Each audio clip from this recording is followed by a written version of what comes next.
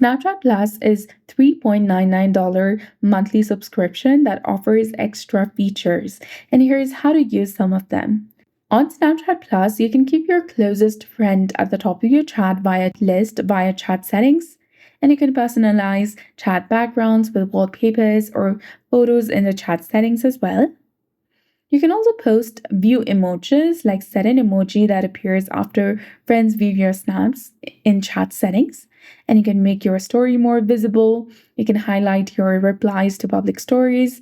You can replay snaps you've already viewed by tapping and holding the snap in chat and then selecting replay.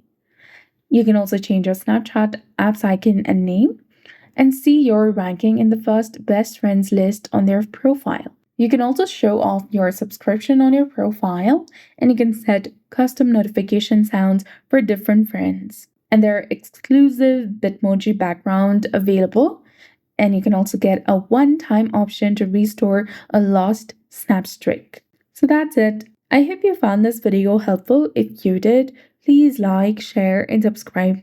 Thanks for watching. We'll see you again in the next one.